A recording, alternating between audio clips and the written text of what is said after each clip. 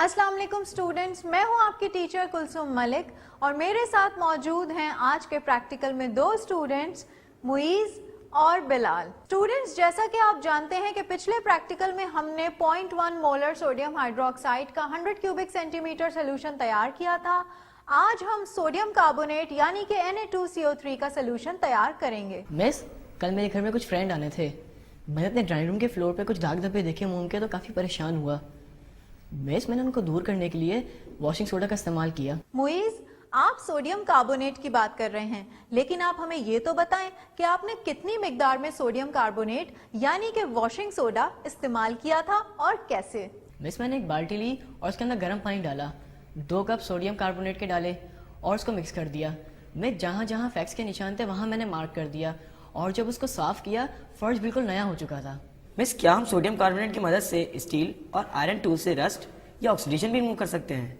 मेरे घर के गेट पर जो हम ताला लगाते हैं वो बहुत ही रस्टिक हो गया है और बड़ी मुश्किल से बंद होता है। जी बिलाल, डिफरेंट आयरन या स्टील टूल्स से रस्ट को रिमूव किया जा सकता है। इसके अलावा आप हस्बे ज़रूरत सोडियम कार्बोनेट इस्तेमाल करके कपड़ों से ऑयल स्टेन्स भी रिमूव कर सकते हैं। मिस, ये तो बहुत ही दिलचस्प बात की है मुईज ने। वैसे हम इसको वॉशिंग सोडा क्यों कहते हैं? बिलाल, सोडियम कार्बोनेट एक बहुत अहम कंपाउंड है। इसका एनहाइड्रस कंपाउंड सोडा ऐश कहलाता है क्योंकि इसमें वाटर क्रिस्टलाइजेशन नहीं होती, जबकि इसको वॉशिंग सोडा इसलिए कहा जाता है क्योंकि ये क्रिस्टलाइज वाटर पर मुश्तमिल होता है। स्टूडेंट्स, क्या आप जानते हैं कि अगर हम हार्ड वाटर में वॉशिंग सोडा मिला दें तो वो सॉफ्ट वाटर बन जाता है और हम डिटर्जेंट्स के ज्यादा इस्तेमाल से बच जाते हैं। मिस, सोडियम कार्बोनेट को हम इंडस्ट्री में किस मकसद के लिए इस्तेमाल करते हैं? मुईज, ग्लास इंडस्ट्री में सोडियम कार्बोनेट का बहुत इस्तेमाल किया जाता है। मिसाल के तौर पर इसको सिलिका और कैल्शियम कार्बोनेट के साथ मिलाकर हाई टेम्परेचर दिया जाता है और फिर रैपिडली कूल डाउन करके ग्लास प्रोड्यूस किया जाता है। मिस, क्या हम सोडियम कार्बोनेट को बतौर इलेक्ट्रोलाइट भी इस्तेमाल कर सकते हैं? बिलाल, कर सकते हैं। इलेक्ट्रोलाइट ज्यादातर सॉल्ट बेस्ड होते हैं और सोडियम कार्बोनेट इलेक्ट्रोलाइसिस के प्रोसेस के लिए अच्छा कंडक्टर माना जाता है। आइए देखते हैं कि सोल्यूशन क्या होता है और ये किस तरह तैयार किया जाता है। सोल्यूशन 2 या ज़्यादा अशिया का एक होमोजेनस मिक्सचर है और वो सोल्यूशन जिसकी कॉन्सेंट्रेशन मालूम हो स्टैंडर्ड सोल्यूशन कहलाता है। हम किसी सोल्यूशन की कॉन्सेंट्रेशन को मोल्स पर डीएम क्यूब में जाहिर करते हैं। जब किसी सॉल्यूट का 1 मोल सोल्यूशन के पर डीएम क्यूब में हल होता है तो उसे 1 मोलर सोल्यूशन कहा जाता है। यूं ही जब किसी सॉल्यूट का 0.10 मोल सोल्यूशन के पर डीएम क्यूब में हल होता है तो उसे 0.10 मोलर सोल्यूशन कहा जाता है। अब हम नजर डालते हैं अपने प्रैक्टिकल के अपैरेटस पर। हमारे पास आज का प्रैक्टिकल करने के लिए मौजूद है digital weight balance, solid sodium carbonate, spatula, watch glass, glass rod, 100 cubic centimetre का बीकर, 100 क्यूबिक सेंटीमीटर की एक measuring flask with stopper, funnel, distilled water and dropper. Students, अब हम अपना तजुर्बा करने के लिए तैयार हैं। स्टूडेंट्स, क्या आपको याद है कि पिछले प्रैक्टिकल में हमने सबसे पहले कौन सा अमल किया था? मिस, मुझे अच्छी तरह याद है। हमने सबसे पहले 100 क्यूबिक सेंटीमीटर का 0.1 मोलर सॉल्यूशन बनाने के लिए गिवन सॉल्यूशन का दरकार फॉर्मूला मास मालूम किया था। बिल्कुल सही बिलाल। अब हम सोडियम कार्बोनेट का फॉर्मूला मास मालूम करेंगे। सोडियम कार्बोनेट का फॉर्मूला मास है 23 multiplied by 2 plus 12 plus 16 multiplied by 3 equals to 106 grams per mole. हमारे पास फॉर्मूला मास 106 ग्राम्स पर मोल है। अब हम सोडियम कार्बोनेट का मास मालूम करेंगे। डेसीमीटर क्यूब में सोल्यूशन का volume equals to 100 divided by 1000 equals to 0.1 decimetre cube होगा।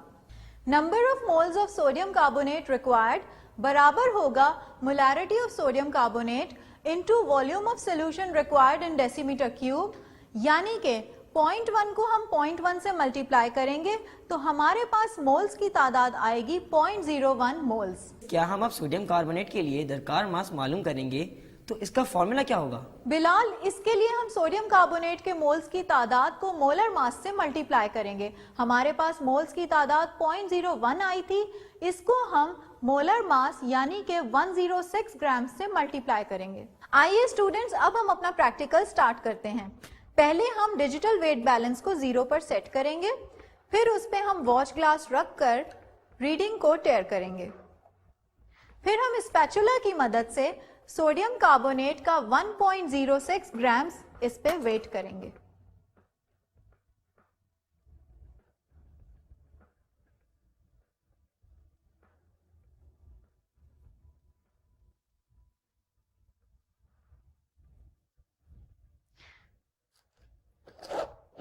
अब हम इस सोडियम कार्बोनेट को इस बीकर में डालेंगे और थोड़े से डिस्टिल्ड वाटर से इस वॉच ग्लास को धोएंगे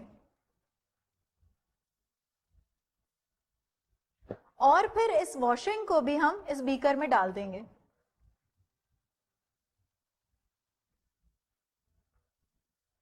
अब हम इस बीकर में 20 क्यूबिक सेंटीमीटर तक डिस्टिल्ड वाटर डालेंगे।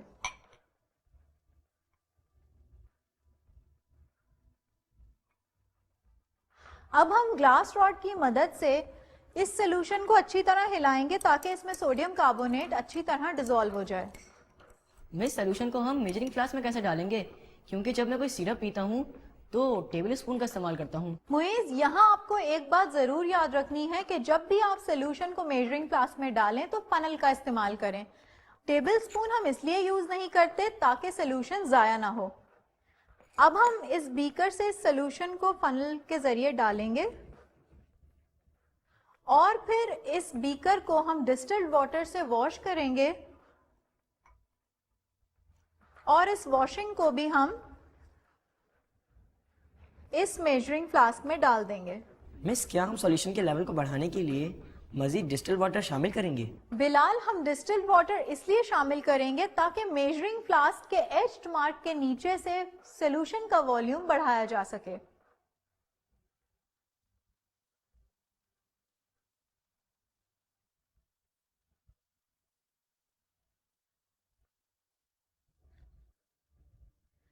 अब हम ड्रॉपर की मदद से मजीद डिस्टिल्ड वाटर डालेंगे यहां तक कि ये सॉल्यूशन की लोअर मेनिस्कस कैलिब्रेटेड मार्क को छूने लगे।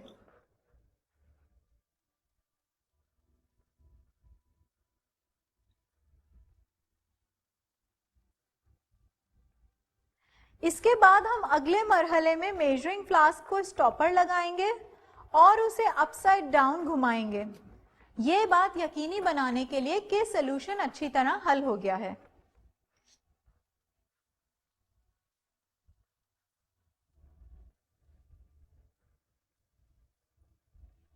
क्या आप में से कोई बता सकता है कि हमारा सोडियम कार्बोनेट का सॉल्यूशन तैयार हो चुका है या नहीं? मिस, 0.1 मोलर सोडियम कार्बोनेट का 100 क्यूबिक सेंटीमीटर सॉल्यूशन तैयार हो चुका है। स्टूडेंट्स, हमने सॉल्यूशन के बारे में अपना आज का प्रैक्टिकल मुकम्मल कर लिया है। आइए अब इसका रिकैप देखते हैं। इस प्रैक्टिकल में सबसे पहले हमने 100 सेंटीमीटर क्यूब 0.1 मोलर सोल्यूशन को बनाने के लिए दरकार NaCO3 के मास को कैलकुलेट किया। टॉप लोडिंग इलेक्ट्रॉनिक बैलेंस को 0.00 ग्राम्स पर सेट किया और खुश्क वॉश ग्लास को लोडिंग बैलेंस पर रखा और रीडिंग्स ली। फिर हमने 0.4 ग्राम NaCO3 का वजन किया और बीकर में NaCO3 को मुंतकिल कर दिया। वॉश ग्लास को डिस्टिल्ड वाटर की थोड़ी सी मिकदार से धोया और इसी बीकर में वॉशिंग्स को मुंतकिल किया। अब बीकर में 20 सेंटीमीटर क्यूब डिस्टिल्ड वाटर शामिल किया और सोल्यूशन को हिलाया ताकि तमाम NaCO3 हल हो जाए। सोल्यूशन को फनल की मदद से मेजरिंग फ्लास्क में मुंतकिल किया। मेजरिंग फ्लास्क के एज्ड मार्क के नीचे तक सोल्यूशन के लेवल को बढ़ाने के लिए मजीद डिस्टिल्ड वाटर शामिल किया। अब ड्रॉपर की मदद से एहतियात के साथ मजीद डिस्टिल्ड वाटर का इस्तेमाल किया, यहाँ तक कि सोल्यूशन की लोअर मेनिस्कस कैलिब्रेटेड मार्क से छू जाए। स्टूडेंट्स, अब मैं खुदा हाफिज कहने से पहले आपसे एक सवाल पूछूंगी जिसका जवाब आपको आज के प्रैक्टिकल की रोशनी में मिल सकता है। क्या आप ये बता सकते हैं कि कार्बोनेटेड वाटर क्या होता है और इस पानी की सोर्स ऑफ एसिडिटी क्या होगी? शुक्रिया स्टूडेंट्स, अगले प्रैक्टिकल में आपसे फिर मुलाकात होगी। खुदा हाफिज। खुदा हाफिज मिस।